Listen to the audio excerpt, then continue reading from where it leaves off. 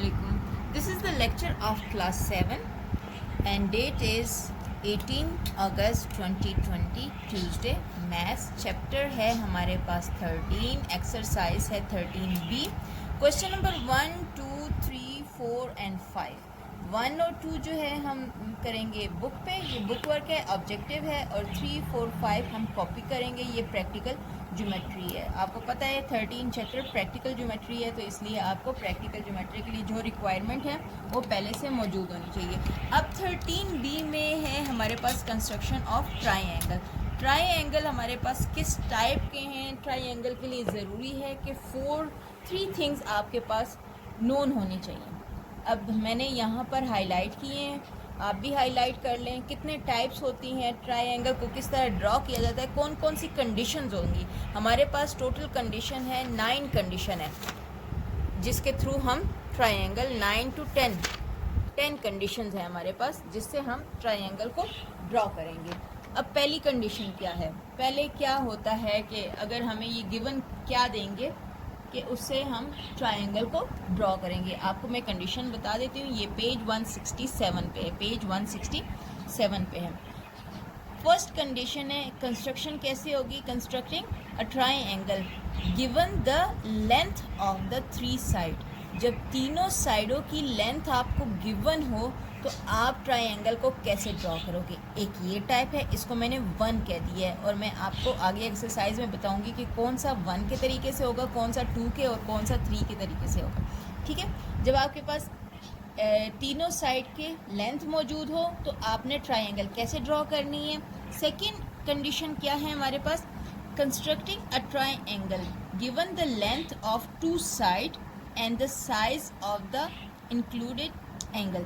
यानी 2 साइड हो और उन दोनों साइड से जो एंगल क्रिएट हो रहा है वो हो. ठीक है. 2 side and 1 angle, 2 side and 1 angle, ये सेकेंड कंडीशन है. थर्ड कंडीशन क्या है हमारे पास? Constructing a triangle given the length of 1 side and the size of the angles on that sides. ठीक है.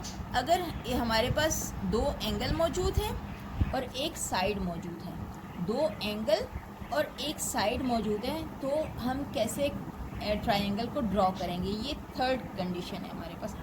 फोर्थ कंडीशन क्या होगी? Constructing a right angle triangle when the length of 1 side and the hypotenuse. Hypotenuse क्या होती है? जो हमारे पास angle होता है राइट एंगल, उसके जो ऑपोजिट साइड होती है ना, उसे हाइपोटेन्यूज कहते हैं.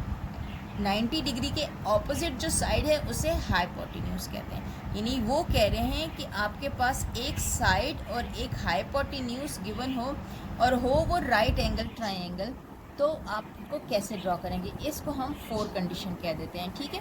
इसके साथ यहाँ पर एक कंडीशन दी हुई है, ये आपका वर्ड प्रॉब्लम में यूज़ होगा. When parameter and ratio between the length of sides are known. When parameter and ratio between the length of sides are known, तो हम कैसे ड्रॉ करेंगे? फिफ्थ वाली पे आ जाए. इसको मैंने नंबरिंग नहीं दी. अब फिफ्थ वाली पे आ जाए. Constructing an equilateral triangle when the base is known. Equilateral triangle को हम कैसे ड्रॉ करेंगे जब बेस नोन हो?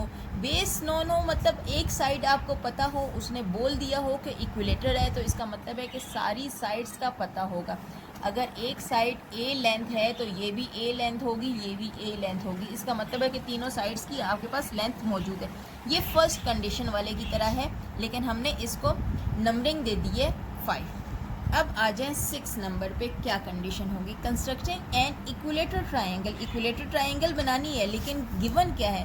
When the altitude is known. Altitude होती है उसकी हाइट. ट्राइंगल की जो हाइट है वो अगर आपको मालूम है तो आप ट्राइंगल को कैसे ड्रॉ करोगे, और आपको ये भी पता हो कि वो इक्विलेटर है. इक्विलेटर ट्राइंगल का एक ख़ास बात होती है, जब आप इक्विलेटर ट्राइंगल को ड्रॉ करते हो तो जब सारी साइड सेम हो, ये भी ए है, ये भी ए है, ये भी ए है, तो सारे एंगल भी सेम होंगे. हमें पता है कि तीनों एंगल का सम जो है ना 180 होता है. अगर टोटल का सम 180 है और है हमारे पास 3 एंगल, तो एक एंगल कितने के बराबर हो जाएगा? 60 डिग्री के बराबर हो जाएगा. इसका मतलब है कि तीनों एंगल कितने के बराबर होंगे? 60 के बराबर होंगे। इक्विलेटरल ट्रायंगल में तीनों एंगल 60 60 60 के बराबर होते हैं। अब इन्होंने 6 जो मैंने नंबरिंग दी है 6 वाली, कहते हैं constructing an equilateral triangle when the altitude is known. जब उसकी हाइट मालूम हो और वो इक्विलेटरल ट्रायंगल हो तो उसको कैसे ड्रॉ करते हैं। यहाँ पे इसकी एग्जांपल दी हुई है, मैं इसके आपको एक क्वेश्चन करके दिखाऊंगी। आज है 7th नंबर जिसको मैंने दिया है, वो क्या कहते हैं, constructing an isosceles triangle. Isosceles triangle होता है जिसकी दो साइड सेम हो, when a base and the base angle are known. When a base and the base angles are known. Isosceles होता है दो साइड एक जैसी होती हैं और दो एंगल्स भी सेम होते हैं, दो साइड्स की लेंथ और दो एंगल सेम हो, ठीक है, तो उसे आइसोसेलेस ट्रायंगल कहते हैं।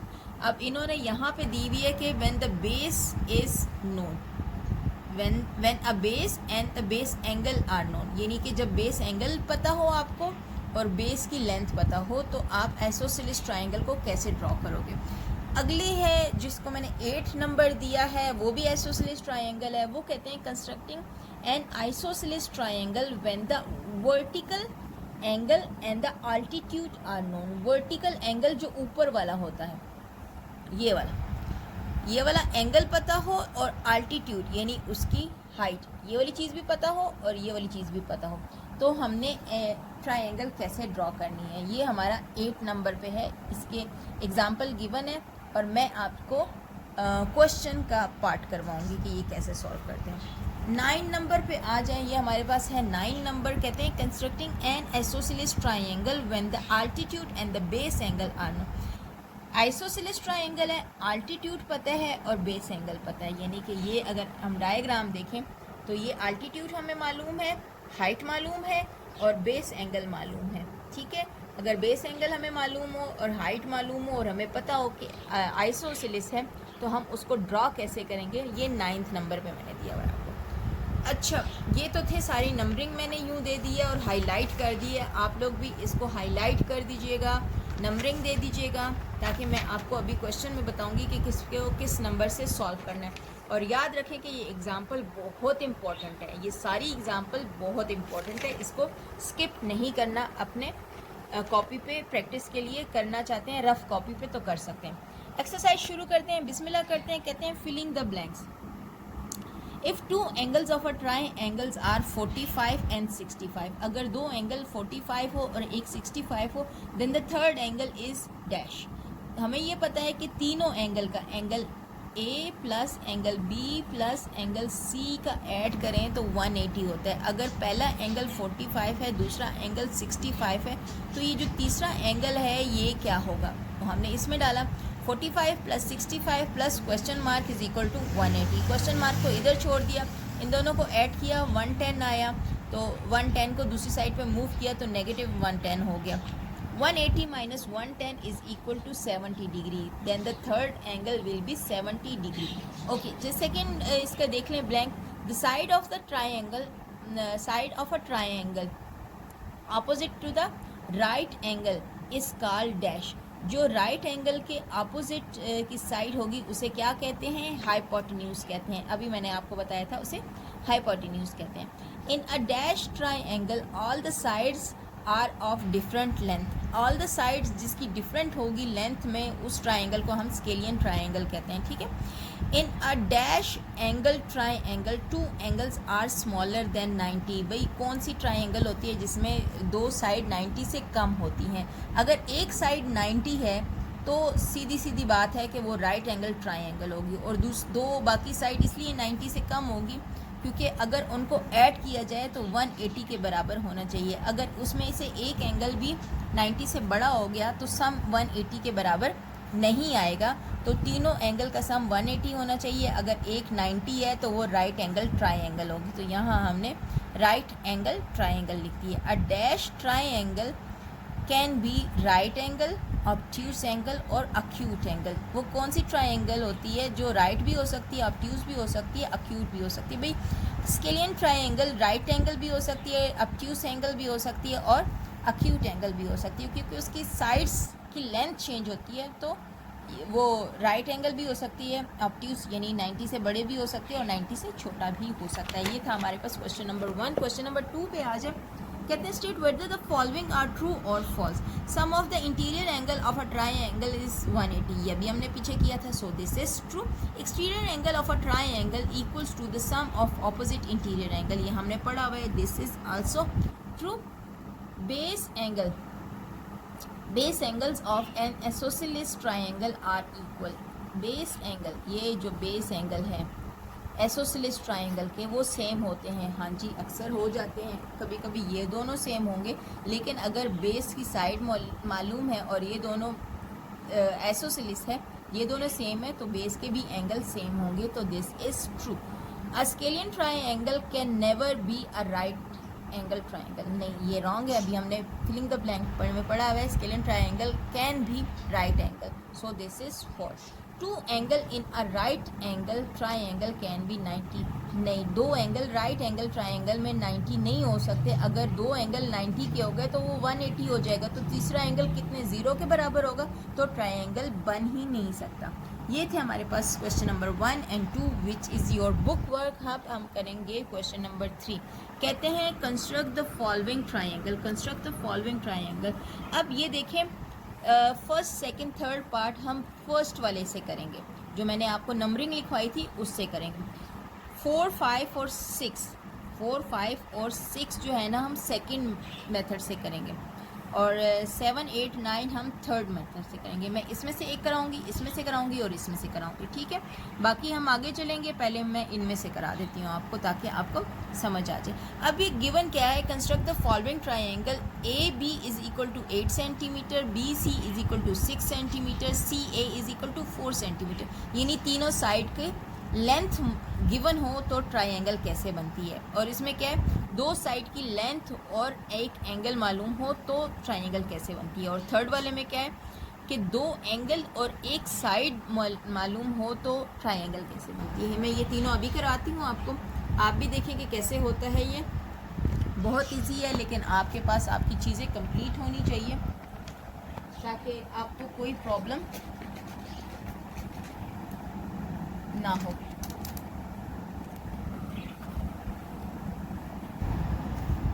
ओके, हमारे पास क्वेश्चन नंबर 3 है, और 3 का मैं करती हूँ फर्स्ट पार्ट। फर्स्ट पार्ट कहता है measurement of A B is equal to 8 centimetre and measurement of B C is equal to 6 centimetre and measurement of C A is equal to 4 centimetre. अगर मैं रफ सा बनाती हूँ, यूँ करके draw करती हूँ, तो ये ए है, ये बी है और ये सी है, तो ए बी 8 होगा और बी सी 6 होगा और सी ए 4 होगा। यूँ करके ट्राइंगल बनेगी। जो भी आपने बेस रखनी है वो रख लें, बहुत आसान है हमारे पास। ये देख लें, मैंने ए बी नीचे रखना है तो कितने सेंटीमीटर होना चाहिए, 8 सेंटीमीटर होना चाहिए। 8 सेंटीमीटर, यहाँ 0 से लेकर देख लें 8 तक है, इसको हमने स्केल से ले लिया और इसको नाम दे दिया मैंने A and B. A B की कितनी लेंथ है, 8 सेंटीमीटर। अब इससे आगे बहुत आसान है। अब बी सी कितना है हमारे पास, 6 सेंटीमीटर। कंपास लिया आपने, बी सी 6 सेंटीमीटर खोला, देख लें मैं कैसे खोल रही हूँ। 6 सेंटीमीटर एग्जैक्ट होना चाहिए आपका। ये आपने 6 सेंटीमीटर खोला, क्योंकि आप बी सी बना रहे हो। सी हमें मालूम नहीं है, बी मालूम है। जस्ट हम बी पे रखेंगे और एक आर्क ड्रॉ करेंगे जिसका रेडियस है 6 सेंटीमीटर। अब ए सी कितना है हमारे पास, 4 सेंटीमीटर। अब हमने 4 सेंटीमीटर खोला और ए पे रखा और 4 सेंटीमीटर हमने ड्रॉ किया। एग्जैक्ट 4 सेंटीमीटर होना चाहिए, ठीक है।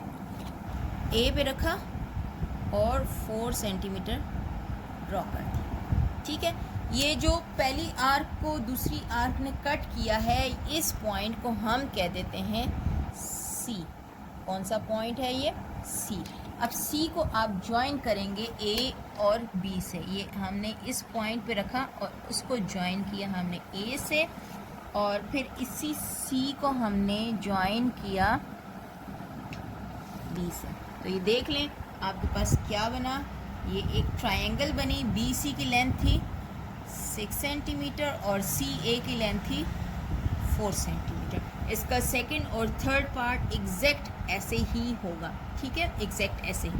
अब आ जाते हैं इसके फोर्थ पार्ट पे। जब हमारे पास दो साइड और एक एंगल गिवन हो तो हमने क्या करना है, दो साइड और एक एंगल गिवन, हमारे पास इसकी मेजरमेंट है, measurement of A B is equal to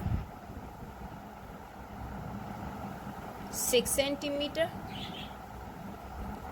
and measurement of BC is equal to 9 centimeter and measurement of angle B is equal to 60 degree।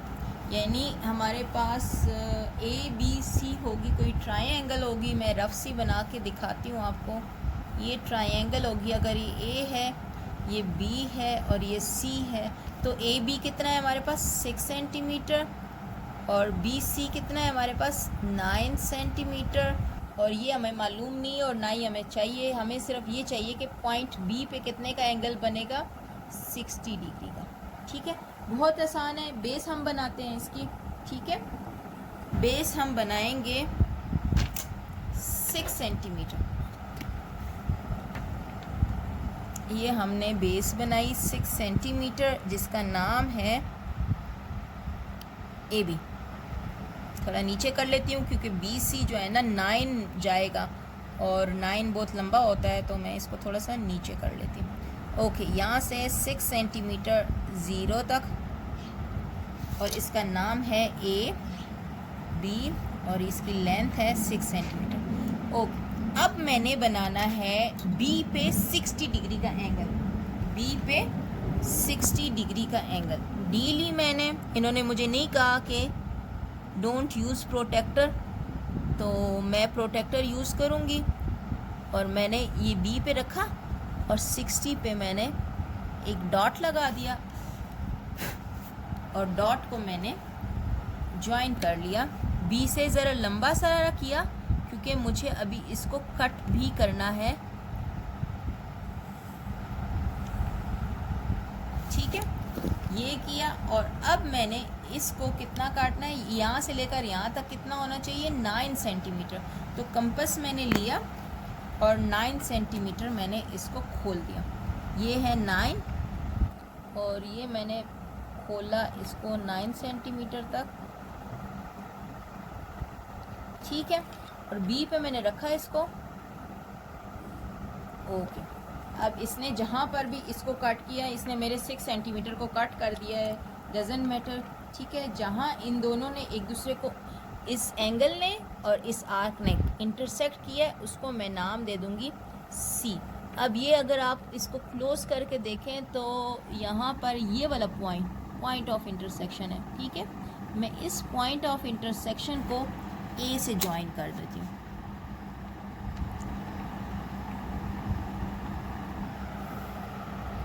ठीक है, मैंने इसको ज्वाइन किया। इसकी मेजरमेंट थी 9 सेंटीमीटर और ये था हमारे पास एंगल 60 डिग्री का, ठीक। और इसके जो नेक्स्ट 2 पार्ट हैं सेम ऐसे ही हैं। आप चाहे जिस पॉइंट पे उन्होंने आपको कहा है कि एंगल ड्रॉ करो, आपने उसी पॉइंट पे एंगल ड्रॉ करना है। मैं करती हूँ 7th वाला पार्ट। अब 7th पार्ट में इन्होंने क्या कहा है, measurement of AB is equal to 6 centimetre and measurement of angle A is equal to 60 degree and measurement of angle B is equal to 45 degree when two angles and one side is given, ठीक है। एक B पे है और एक A पे है angle और हमें कितने की AB बनानी है,